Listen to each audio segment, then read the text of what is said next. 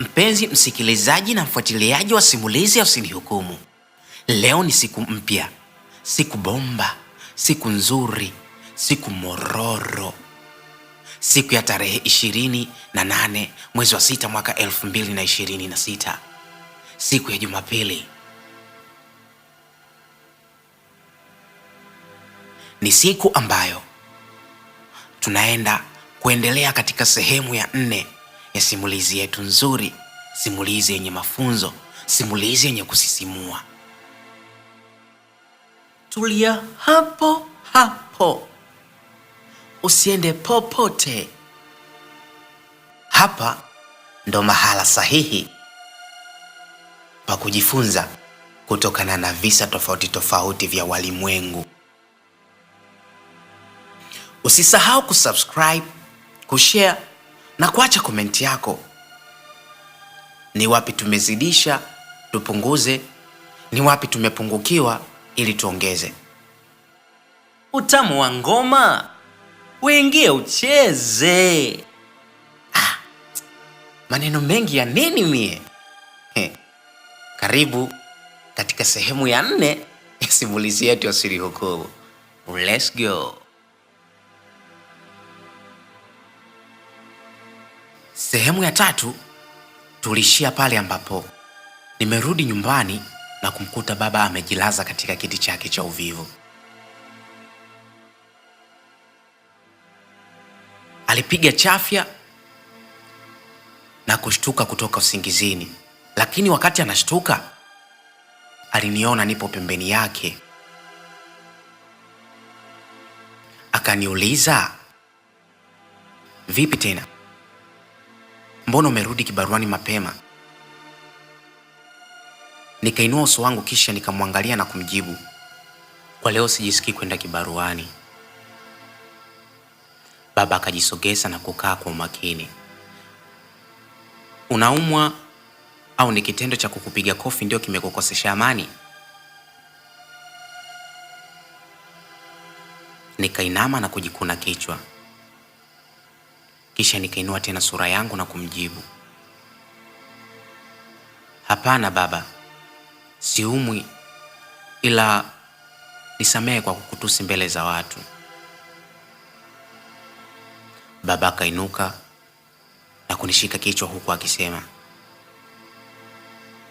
mwanangu, nilisha kusamehe, kuwa na amani moyoni mwako. Nikamshukuru kwa msamaha wake. Asante baba kwa kunisamehe. Toa shaka mwanangu. Baba akarudi kwenye kiti chake huku akizidi kuniangalia kwa makini. Hakuridhika na hali nilonayo, kwa sababu mtoto kwa mzazi huwa ni mtoto, hata kama awe na mvi atabaki kuwa mtoto. Baba akazidi kunidadisi kwa sauti ya upole juu ya hali yangu mithili ya mtoto mchanga anayebembelezwa kunywa uji. Mwanangu, kama kuna kitu nimekukwaza naomba uniambie.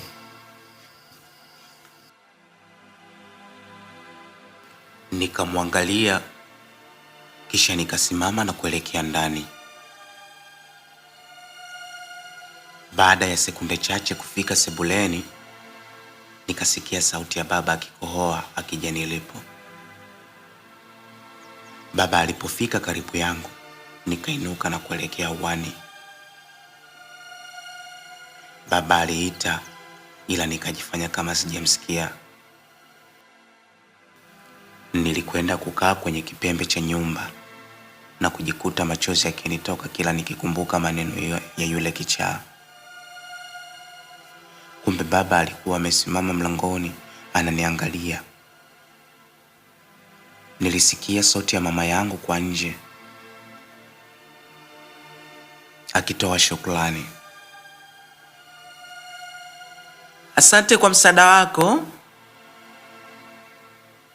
Niliinuka na kuelekea alipo mama.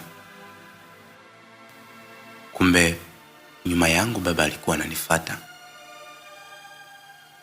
Nilipofika nje, nikamkuta yule kichaa akimkabidhi mama yangu vifurushi.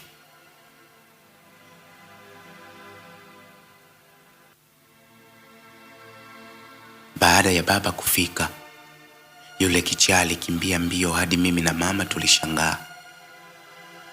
Mama akamuuliza baba, "Kwa nini huyu kijana kila akikuona na kukimbia?"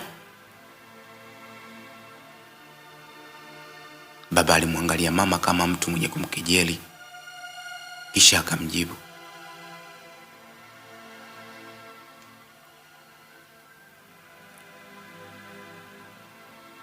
na hapa tumefika tamati ya sehemu yetu ya 4 ya simulizi yetu Usinihukumu. Asante kwa kusikiliza simulizi yetu kuanzia mwanzo hadi sehemu hii ya 4. Napenda kukukaribisha katika sehemu nyingine ya siku nyingine ambayo itakuwa ni sehemu ya 5 hapa hapa kwenye YouTube channel ya Mr Vision.